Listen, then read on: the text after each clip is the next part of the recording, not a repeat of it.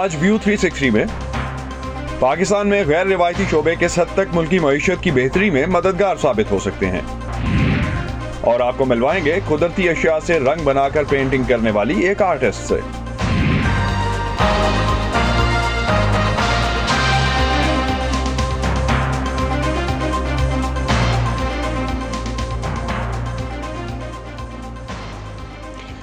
Voice of امریکہ کے Washington studios میں آپ سب کو خوش آمدید۔ آپ دیکھ رہے ہیں پروگرام ویو 360 اور میں ہوں اسد اللہ خالد۔ وزیراعظم عمران خان کی طرف سے پاکستان کی قومی سلامتی کی نئی پالیسی میں عام شہری کے تحفظ اور معاشی سیکیورٹی پر زیادہ توجہ دی گئی ہے، جس کے حصول کے لیے پڑوسی ممالک خصوصاً بھارت سے تعلقات کی بہتری کی بھی بات کی گئی ہے۔ یہ پالیسی جاری کرنے سے پہلے قومی سلامتی کے مشیر معید یوسف نے سینٹ کی کمیٹی برائے دفاع کو اس کے کچھ اہم نکات پر بریفنگ دی تھی۔ مشاہد حسین سید اس کمیٹی کے چیئرمین ہیں۔ وائس آف امریکہ اسلام آباد سے جلیل اختر کی ان سے بات ہوئی۔ سینیٹر مشاہد حسین کے مطابق حکومت کو اس پالیسی کو پارلیمنٹ میں بحث کے لیے لانا چاہیے۔ میں سمجھتا ہوں کہ یہ بحث دیر آئے درست ہے، ابھی بھی ہونی چاہیے۔ یہ ہم نے تو کہا کہ اس کو آگے لے کے آئیں، پارلیمنٹ میں لے کے آئیں، اور خاص طور پہ parliamentary committee on national security بھی ہے، اور اس میں پوری پارلیمنٹ بھی ہے، اس کو پوری ڈسکشن ہونی چاہیے۔ آپ کو یاد ہوگا جب سلالہ کا واقعہ ہوا تھا 2011 میں، اور 12 اپریل 2012 کو پوری پارلیمنٹ نے اتفاق رائے کے ساتھ، وہ رضا ربانی صاحب اس کو تھے chairman parliamentary committee on national security, تو وہ جو ان کی ریکمنڈیشنز تھی ان کو اپنایا تھا، تو اس میں مکمل بحث ہوئی تھی۔ تو اس میں حکومت کو چاہیے بحث سے اجتناب نہ کرے، کوئی خوف زدہ ہونے کی ضرورت ہے۔ یہ اس کی اونرشپ، سیاسی اونرشپ ہونی چاہیے، اور پارلیمنٹ کی اونرشپ ہونی چاہیے، اور اس کو پارلیمنٹ میں پیش بھی کریں، اور اس پر ڈیبیٹ اور ڈسکشن ضروری ہے۔ تاریخی طور پر دیکھا جائے تو پاکستان میں قومی سلامتی کے فیصلے سیاسی قیادت کی بجائے اسٹیبلشمنٹ کرتی آ رہی ہے۔ آپ کیا سمجھتے ہیں کہ اب صورتحال تبدیل ہو گئی ہے؟ میرے خیال میں اس میں قومی سلامتی کے حوالے سے کئی فیصلے ہماری تاریخ کے ہماری سیاسی قیادت نے کیے ہیں اور پارلیمنٹ نے کیے ہیں، اور میں کہوں گا کہ پاکستان کی تاریخ کا سب سے بڑا، سب سے اہم قومی سلامتی کا جو فیصلہ تھا وہ تھا 1998 میں نیوکلیئر ٹیسٹ کا۔ اس کو میاں صاحب پرائم منسٹر تھے، تو وہ فیصلہ ایک سیاسی حکومت نے، منتخب حکومت نے کیا تھا، اور جس میں سب نے اس کی تائید کی بشمول ملٹری اسٹیبلشمنٹ۔ اور یمن میں جب جنگ میں فوج نہ بھیجنے کا فیصلہ وہ پارلیمنٹ نے کیا تھا۔ تو ہماری تاریخ میں ہے کہ پارلیمنٹ جب موقع ملے، سیاسی حکومت جس میں ول ہو، ویژن ہو، وہ آ کے لے کے چلیں، اور میرے خیال میں اب بھی وقت ہے کہ یہ فیصلے جو ہیں پارلیمنٹ کو کرنے چاہیے، اور سیاسی قیادت کو ود اتفاق رائے کے ساتھ اور ویژن اور ول کے ساتھ۔ وزیر اعظم عمران خان یہ کہہ چکے ہیں کہ پاکستان کو معاشی مشکلات کی وجہ سے IMF سے قرض حاصل کرنا پڑتا ہے، جس کی وجہ سے پاکستان کی قومی سلامتی کمپرومائز ہوتی ہے۔ آپ کیا سمجھتے ہیں اس صورتحال میں پاکستان کے لیے کتنا بڑا چیلنج ہوگا کہ وہ قومی سلامتی کے اہداف کو حاصل کر سکے؟ ظاہر ہے کہ لوگ کہتے ہیں کہ سیاسی آزادی کی جو پختہ بنیاد اقتصادی آزادی ہوتی ہے، تو اس میں ہمیں بطور قوم، بطور ریاست، ہمیں اپنی ترجیحات میں تبدیلی کرنی ہوگی، اور 22 دفعہ ہم IMF جا چکے ہیں پچھلے 40 سالوں میں، تو ہمیں چاہیے کہ یہ روش کو ختم کریں، اپنی ترجیحات تبدیل کریں، اور آزادانہ ماحول میں آزادانہ فیصلے ہم خود کریں، نہ کہ پیچھے کی طرف دیکھنا ہو کہ وہ کیا کہیں گے، یا وہ دباؤ تو نہیں ڈالیں گے، یا وہ شرائط تو نہیں مانگیں گے۔ سابق وزیر اعظم نواز شریف کے دور میں 2014 میں داخلی سلامتی کی ایک پالیسی بنائی گئی تھی۔ آپ کیا سمجھتے ہیں کہ اس پالیسی کے اہداف حاصل کر لیے گئے، اور یہ کیا ممکن ہوگا کہ قومی سلامتی کی پالیسی کے اہداف بھی حاصل کر لیے جائیں؟ وہ پالیسی بڑے مشکل وقت آئی تھی، اب 2014 کی بات کر رہے ہیں۔ اس وقت اندرونی داخلی دہشت گردی کے خلاف جنگ ایک انتہا پر تھی، آرمی پبلک اسکول کا واقعہ ہوا تھا، امریکی فوج افغانستان میں بیٹھی ہوئی تھی، اور ادھر کے حالات بھی خراب تھے، اور ایک خلفشار تھا، ایک تصادم تھا دہشت گردی کے حوالے سے۔ تو اللہ تعالیٰ کے فضل سے پاکستان شاید پہلا یہ واحد ملک ہے 9/11 کے بعد جس نے کامیابی سے اپنے اندرونی داخلی جو دہشت گردی کے چیلنجز اس کو کامیابی سے اس پر قابو بھی ڈالا. گو کہ ہمارے قوم نے جس میں فوجی بھائی بھی ہیں, جس میں سولین بھی ہیں, جس میں شہری بھی ہیں, بڑی قربانیاں دی. تو اس فیز سے ہم آگے لگے. تو اس وقت دشواریاں زیادہ تھیں, اب حالات نسبتاً اس سے بہتر ہیں. کم سے کم داخلی جنگ کوئی نہیں ہے دہشت گردی کے خلاف, اور کم سے کم ایک افغانستان میں بیرونی فوج نہیں, کوئی ادھر جنگ نہیں ہو رہی اس وقت. امریکی ریاست ٹیکساس کے شہر کولیول کی ایک یہودی عبادت گاہ میں ہفتے کی رات متعدد افراد کو یرغمال بنانے والے شخص کی شناخت 44 سالہ برطانوی شہری کے طور پر کی گئی ہے. 10 گھنٹے تک اس عبادت گاہ میں کم از کم 4 لوگوں کو یرغمال رکھنے والے اس شخص نے ٹیکساس کی ایک وفاقی جیل میں قید پاکستانی ڈاکٹر عافیہ صدیقی کی رہائی کا مطالبہ کیا تھا. عافیہ صدیقی کی امریکہ میں وکیل نے اس واقعے پر ایک بیان جاری کیا جس میں ملزم کے اقدامات کی عافیہ صدیقی اور ان کے گھر والوں کی جانب سے مذمت کی. ایف بی آئی نے ہفتے کی ہی رات عمارت میں داخل ہو کر تمام یرغمالیوں کو بحفاظت رہا کرا لیا تھا, جبکہ کارروائی کے دوران ملزم ہلاک ہو گیا. ایف بی آئی نے اس واقعے پر برطانیہ اور اسرائیل کے ساتھ مل کر عالمی سطح پر تحقیقات شروع کی ہیں, جبکہ صدر جو بائیڈن کی طرف سے ملزم کے اقدامات کو دہشت گردی قرار دیا گیا ہے. میری آج صبح اٹارنی جنرل سے بات ہوئی جس میں نے تمام تفصیلات معلوم کی.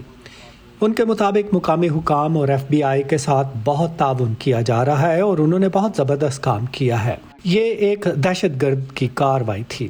یہ ایک ایسے فرد سے متعلق تھی جسے 15 سال پہلے پکڑا گیا تھا اور جو 10 سال سے قید میں ہے. میں نے اٹارنی جنرل سے یہ بھی کہا ہے کہ اس بات کو یقینی بنائیں کہ یہودی عبادت گاہوں اور دوسری عبادت گاہوں تک یہ پیغام پہنچائیں کہ ہم یہ سب برداشت نہیں کریں گے. اسی حوالے سے مزید بات کرتے ہیں. ٹیکساس سے ہمیں جوائن کر رہے ہیں اظہر عزیز, جو کہ اسلامک سوسائٹی آف نارتھ امریکہ یعنی اسنا کے 2 بار صدر رہ چکے ہیں. آج کل اسلامک ریلیف USA کے فنڈ ڈیولپمنٹ ڈائریکٹر ہیں.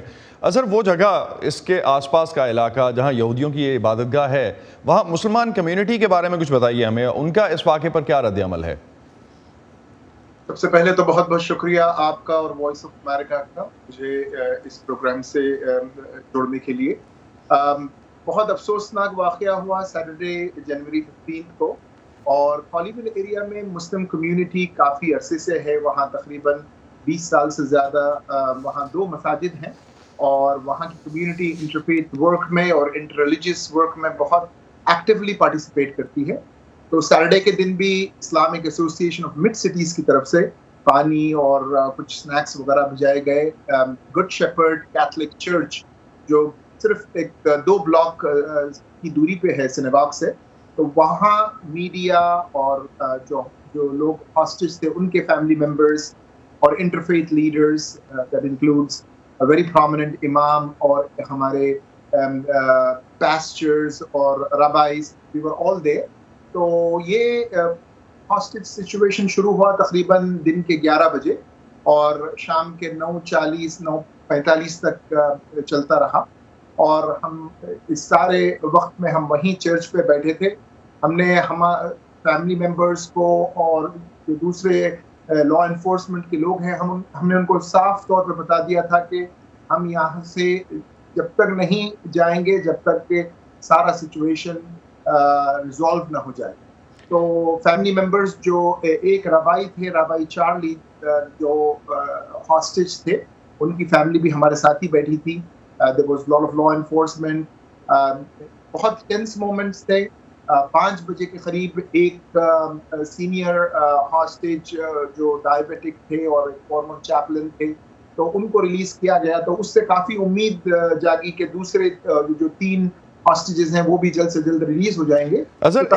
ایک چیز اگر آپ انکارپوریٹ کرتے چلیں, یہ بھی آپ نے جس طرح سے کہا کہ آپ جو 2 بلاکس دور ایک چرچ ہے وہاں پہ تھے, اور بھی دوسری فیتھ کے لوگ بھی تھے, دوسرے مذاہب کے لوگ بھی آپ کے ساتھ تھے, تو میسج کیا دینا چاہ رہے تھے آپ جب سب لوگ آپ اکٹھے تھے؟ تو آپ کو لگتا ہے کہ وہ میسج کام کیا بھی؟ بالکل, ہم لوگوں نے اپنی یونٹی بتائی, اپنی سولیڈیرٹی بتائی. خاص طور پہ کئی مسکنسیپشنس ہیں مسلم کمیونٹی, ایونجلیکل کمیونٹی, جوئش کمیونٹی کے بیچ, لیکن ڈیلس فورٹ ورتھ ایک ایسا شہر ہے جو پچھلے 25-30 سال سے انٹرفیتھ ورک اور انٹرفیتھ جوائنٹ پروجیکٹس کر رہا ہے. تو اس دن بھی ہم اپنی یونٹی کا مظاہرہ کرنا چاہ رہے تھے اور اس میں ہم بہت کامیاب ہوئے. اور جو انٹرفیتھ کمیونٹی ہے انہوں نے بہت اس کو اپریشیٹ کیا. کل واشنگٹن پوسٹ اور ریلیجیس نیوز سروسز نے بھی بہت اچھا پازیٹیو آرٹیکل لکھا جس میں مسلم کمیونٹی نے اپنی سولیڈیرٹی بتائی. اور ہم اللہ تعالیٰ کا بہت بہت شکر ادا کرتے ہیں کہ پیسفلی یہ ایشو کو ریزالو کر دیا گیا. سر ایک چیز میں اور آپ نے چونکہ انٹرفیتھ پہ کافی کام کیا ہے، آپ مسیحی اور یہودی کمیونٹیز کے ساتھ مل کر انٹرفیتھ یا اس اوور آل بین المذہبی ہم آہنگی جو ہے اس پہ کام کرتے ہیں. یہ کام ہے کیا؟ تھوڑا سا اگر آپ اس کو ایلیبوریٹ کر سکیں اور کیسے آپ ہم آہنگی بڑھانے کی کوشش کر رہے ہیں. دیکھیے اللہ تعالیٰ سورہ المائدہ میں فرماتا ہے وَتَعَاوَنُوا عَلَى الْبِرِّ وَالتَّقْوَى help one another in righteousness and piety. تو ہم اسی کو اپنا ایک انسپریشن مان کے کئی سال سے ہم جوائنٹ انیشیٹیوز اور پروجیکٹس میں کام کر رہے ہیں. ہمارا مقصد یہ ہے کہ ہم جتنے بھی بیریئرز ہیں اس کو توڑیں اور زیادہ سے زیادہ برجز بنائیں انٹر ریلیجیس کمیونٹی کے بیچ. تو جب بھی کچھ ایسے اس قسم کے انفارچونیٹ انسیڈنٹس ہوتے ہیں، Christians, Muslims, Jews or people of other faiths, they all come together within Christian community. کئی ڈینومینیشنز ہیں جیسا کہ میں نے پہلے بتایا کہ جو گڈ شیپرڈ کیتھولک کمیونٹی جو چرچ میں جہاں سب لوگ موجود تھے وہ ایک کیتھولک چرچ ہے. اور اس کیتھولک چرچ میں کئی بیپٹسٹ اور پروٹسٹنٹ پاسٹرز تھے، امام اور مسلم ایکٹیوسٹ تھے، آف کورس میٹروپولیٹن کے کئی پرومیننٹ ربائز تھے. تو ہم لوگوں نے سب مل کے دعا کی، انٹرفیتھ پریئرز کیے اور جتنا ہو سکے لا انفورسمنٹ کے ساتھ اپنا پرسپیکٹو بتایا اور ان کے ساتھ اپنے پورے تعاون کا ان کو بھروسہ دلایا. اور لا انفورسمنٹ بہت اپریشیٹو تھا مسلم کمیونٹی کے انگیجمنٹ سے، مسلم کمیونٹی کے انوالومنٹ سے. اور ڈیلس فورٹ ورتھ میں پچھلے 25 سال سے there is a joint forum جہاں Christians, Muslims, Jews they meet each other on a regular basis during the year. جتنے بھی important events ہوتے ہیں اس میں they actively participate, they engage with the law enforcement. تو آپ کو لگتا ہے کہ یہ ساری ایفرٹس جو ہیں وہ آپ کو پے آف کر رہی ہیں اور کمیونٹی میں ایک پازیٹیو میسج آ رہا ہے؟ بہت شکریہ اظہر عزیز آپ کا ہم سے اس حوالے سے بات کرنے کا. پاکستان سمیت دنیا بھر سے اہم خبروں اور دلچسپ معلومات کے لیے آپ آ سکتے ہیں ہماری ویب سائٹ urduvoa.com پر. ہمارا تمام تر کانٹینٹ آپ کو ہمارے سوشل میڈیا پلیٹ فارمز پر بھی ملے گا. facebook.com/VOA Urdu، ٹویٹر اور انسٹاگرام پر ہمارا ہینڈل ہے @urduvoa.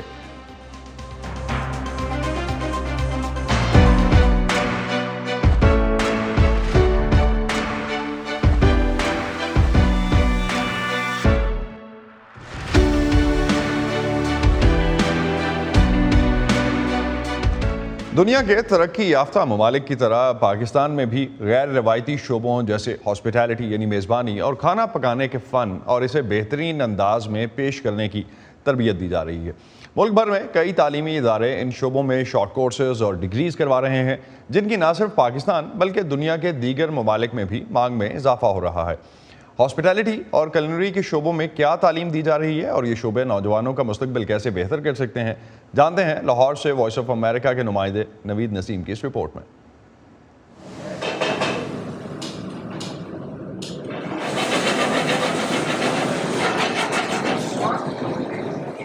کچن سے کامیاب کریئر کا راستہ بنانا سیکھ رہے ہیں یہ شیف. اس کلاس میں آج بیف اسٹیک بنانا سکھایا جا رہا ہے.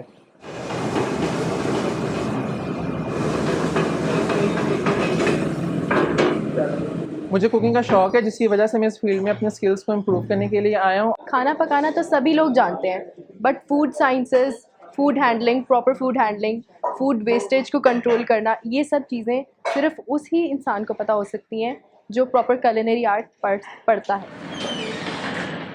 پاکستان میں پچھلے 10 برسوں کے دوران ہاسپٹیلٹی کی صنعت میں نمایاں ترقی ہوئی ہے. آج ملک کے کئی بڑے شہروں میں ریسٹورنٹس اور ہوٹلز کی تعداد پہلے سے کہیں زیادہ ہے. آل پاکستان ریسٹورنٹ ایسوسی ایشن کے مطابق ملک بھر میں لگ بھگ 75,000 ریسٹورنٹس ہیں جن میں 22 لاکھ سے 25 لاکھ افراد کام کرتے ہیں. بیک ان 90s ہمارے پاس لمیٹڈ ریسٹورینٹس ہوتے تھے. Nowadays if you look around کہ ہمارے پاس لا تعداد ریسٹورینٹ ہے صرف لاہور کے اندر. سملر کراچی, اسلام آباد, پنڈی, فیصل آباد, ملتان, یہ ایسے میجر سٹیز ہیں جنہوں نے ریسٹورینٹ انڈسٹری کو اور ہوٹل انڈسٹری کو بہت بوم دیا. یہ ترقی ملازمتوں کے لیے نئے مواقع لے کر آئی ہے. نوجوان ان سے فائدہ اٹھا سکیں اس کے لیے اب پاکستان میں ہاسپٹیلٹی اور کلنری آرٹس میں شارٹ کورسز اور سرٹیفکیشن کے علاوہ پنجاب یونیورسٹی کے اشتراک سے گریجویشن کی ڈگری بھی دی جا رہی ہے. پڑھے لکھے جو لوگ ہیں, جو شیفس آ رہے ہیں, وہ دیکھیں 3 چیزوں کو کور کر رہے ہیں. ایک تو وہ کیونکہ پہلے سے اسٹڈی کیا تو جو انٹرنیشنل سٹینڈرڈز ہیں فوڈ سیفٹی کے, فوڈ ہائیجین کے, اوور آل مینجمنٹ کے, ایک تو وہ اس سے ویل اویئر ہوتے ہیں. پھر وہ کنزیومر جو ڈیورسیفائڈ کنزیومر ہے اس کے بیہیویئر کو سمجھتے ہیں. اور thirdly definitely they are more productive. Corona virus کی وبا سے اس صنعت کو بڑا دھچکا لگا, مگر ملازمتوں کے مواقع بہتر ہونے کی امید ہے. جو اس ٹائم کو کام کر رہے ہیں, ٹھیک ہے, ان کی اوبیسلی ڈیمانڈ بڑھ رہی ہے کیونکہ hotels, businesses, tourism is coming back and انشاءاللہ it will come back, the industry will boom. دنیا بھر میں ٹورزم کی صنعت میں ترقی سے بھی ہاسپٹیلٹی کے تربیت یافتہ افراد کی مانگ بڑھ رہی ہے. اسے مد نظر رکھتے ہوئے پاکستان میں ہوٹل چلانے کے کئی پہلوؤں کی تربیت بھی دی جاتی ہے. وہ تمام ایکسپرٹ کرواتے ہیں جس میں ہوٹل کے تمام ڈپارٹمنٹس فال کرتے ہیں, چاہے وہ فرنٹ آفس ہے, چاہے وہ فوڈ اینڈ بیوریج ہے, ہاؤس کیپنگ ہے, سیکورٹی ڈویژن ہے, اکاؤنٹنگ ہے اینڈ مارکیٹنگ ہے. ٹورزم سے ریلیٹڈ ہمارے جتنے بھی بیسک سبجیکٹس ہیں اور ایڈوانس سبجیکٹ ہیں, چاہے اس میں ایکو ٹورزم ہے, چاہے ٹورزم مینجمنٹ ہے, چاہے ٹور آپریشن ہے, سسٹینیبل ٹورزم ہے, ان تمام سبجیکٹس کو لے کے ہم یہاں اسٹوڈنٹس کو ٹرین کرتے ہیں. ہاسپٹیلٹی کورس جوائن کرنے سے میرا شوق پروفیشن میں تبدیل ہو گیا اور اسے بہتر طریقے سے ہر چیز مینیج کرنا سیکھا. ہاسپٹیلٹی انڈسٹری اور کلنری آرٹس کو بطور پیشہ اپنانے کے حامی کہتے ہیں کہ اس شعبے کے لیے تیاری میں توجہ عملی تربیت پر دی جاتی ہے. یہ جو سروس سیکٹر ہے پوری دنیا میں یہ گروتھ میں ہے, تو پاکستان میں بھی ٹرینڈ یہ بتا رہے ہیں کہ اگر ڈگری ود اسکل کا آپشن ہے, اگر بچے اپنی انٹرمیڈیٹ کوالیفیکیشنز یا اپنی degree qualifications degree with skill کے ساتھ مکمل کریں تو ان کے لیے امپلائمنٹ کے دروازے کھلے ہیں پاکستان میں بھی اور پاکستان سے باہر بھی.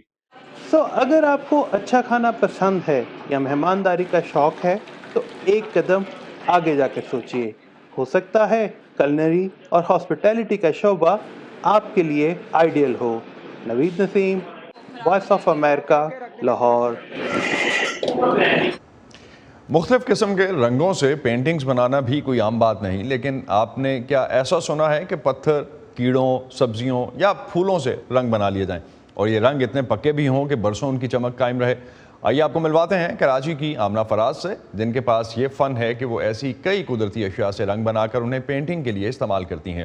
ماہنور یوسف اور سمل کامران ہمیں آمنہ سے ملوا رہی ہیں.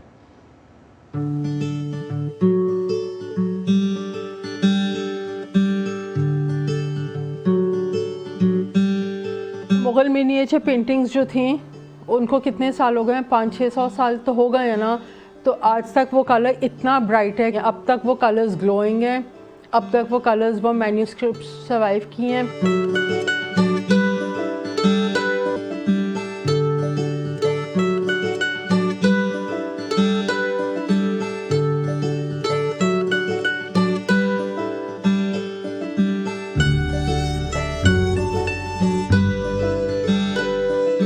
مجھے اس کا کوئی آئیڈیا نہیں تھا کہ پینٹس جو ہیں وہ کیسے بنتے ہیں. تو لنڈن میں ایک اسکول ہے, princess school of traditional arts, تو ان نے ہمیں سکھایا کہ کس طرح سے نیچرل منرل سے اینڈ مٹیریل سے, ارتھ سے, nature that you find around yourself, اس سے جو ہے کس طرح سے آپ کلر بناتے ہیں اینڈ اس کو کلر کو کس طرح سے اس پگمنٹ کو آپ پہ یوٹیلائز کر سکتے ہیں اور پینٹ کر سکتے ہیں.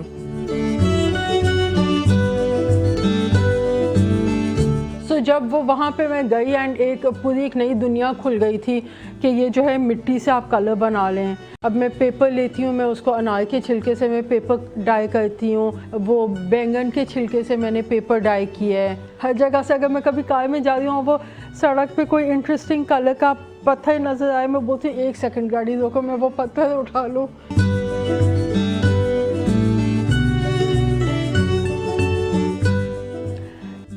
जब आपका एक दफ़ा पिगमेंट बन गया है तो उसको कुछ भी नहीं होएगा, उसको कुछ भी नहीं होगा। उसको आप कहीं भी रख दो, उसको किसी चीज़ में भी रख दो, अनलेस कि अगर आपने उसको डायरेक्ट सनलाइट में रख दिया जिसमें over the period of time वो ग्रेजुअली उसका रंग हल्का होता जाएगा। अदर देन दैट उसको कुछ भी नहीं होएगा।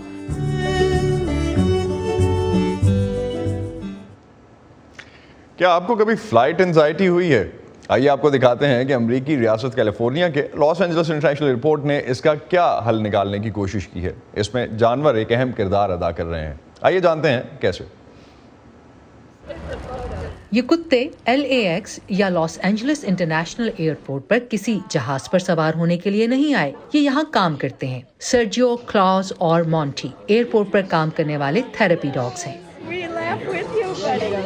जानवरों से मोहब्बत करने वाली हाइडी हॉबनर ने एयरपोर्ट्स पर ऐसे लोगों की मदद के लिए 2013 में पेट्स अनस्ट्रेसिंग पैसेंजर्स नामी प्रोग्राम की बुनियाद रखी थी, जिनके लिए फजाई सफर और एयरपोर्ट्स घबराहट का सबब हो सकते हैं। अपने क़याम के 9 सालों के दौरान प्रोग्राम में शामिल सैकड़ों रजाकार और कुत्ते हजारों मुसाफिरों को पुरसुकून करने में मदद कर चुके हैं। जब आप सफ़र करने आते हैं तो आपको पता नहीं होता कि क्या हो सकता है, लिहाजा जब यहाँ ये कुत्ते होते हैं तो एक गर्मजोशी का और एक दोस्ताना एहसास होता है। मुसाफिरों को ये अनोखा अंदाज बहुत भाया है। ये इंतहाई अच्छा आइडिया है क्योंकि हम सारा दिन जहाज पर होते हैं, हम इससे उतरते हैं तो ये कुत्ते नजर आते हैं। मुझे कुत्ते बहुत पसंद हैं, इन्हें देखकर मुझे हमेशा खुशी होती है। मुझे ये दिल से पसंद है। हम में से कुछ की फ्लाइट्स में ताखीर हो गई है और उनसे जो तफरी मिलती है वो जबरदस्त है। पालतू जानवर हर एक के चेहरे पर मुस्कुराहट ले आते हैं। लॉस एंजलिस एयरपोर्ट के अहलकार भी इन थेरेपी डॉग से मिलकर इतने ही खुश होते हैं, यहाँ तक कि पायलट भी खुद को इनसे दूर नहीं रख पाते। मुझे ये बहुत पसंद है, इसके साथ वाकई सुकून मिलता है। मेरा दिल चाहता है ये तमाम वक्त मेरी मेज के करीब ही बैठा रहे। रजाकारों को भी अपना काम बहुत पसंद है। वो कहते हैं कि आलमी वबा के सख्त हालात में अगर वो लोगों के चेहरों पर चंद लम्हों के लिए ही मुस्कुराहट ला सकें तो ये एक अच्छी बात है। अक्सर यही सुनने को मिलता है कि ओह क्या मैं इसे सहला सकती हूँ, इस पर लिखा है मुझे सहलाइए, क्या सचमुच? और हम कहते हैं कि बिल्कुल, यहाँ आइए, इसे हाय कहें। किसी को थोड़ा बहुत पुरसकून और खुश होने में मदद देने के काबिल होना कोई छोटी बात नहीं है। ये मेरी खुशी है। मैं अपनी ज़िंदगी में जो करती हूँ इसमें ये मेरा सबसे पसंदीदा काम है क्योंकि मेरा कुत्ता दूसरे लोगों को खुशी दे सकता है। कोई भी फर्द हाइडी के साथ रजाकाराना काम कर सकता है। बड़ी और वाहिद शर्त यह है कि हर किसी को इससे लुत्फ अंदोज होना चाहिए, इंसानों और कुत्तों दोनों को। एंजेलिना बगदासारियान के साथ Ayesha Khalid, voice of America. अगर आपको भी कुत्ते पसंद हैं और अगली दफ़ा आप LAX के लिए फ़्लाइट ले रहे हों तो लॉस एंजल्स जाइए, इन कुत्तों को सहलाइए और प्रॉब्ली ये आपके लिए भी एंटी स्ट्रेस या एंटी एंजाइटी हो सकता है। इसी पर ख़त्म करते हैं आज का व्यू 360। स्टे सेफ और प्रोग्राम पर अपने फीडबैक के लिए आप आ सकते हैं हमारे फेसबुक पेज facebook.com/VOA उर्दू पर। इसके अलावा ट्विटर और इंस्टाग्राम पर हमारा हैंडल है @urduvoa। अब तक के लिए इतना ही। असदुल्लाह खालिद को इजाज़त दीजिए। खुदा हाफ़िज़।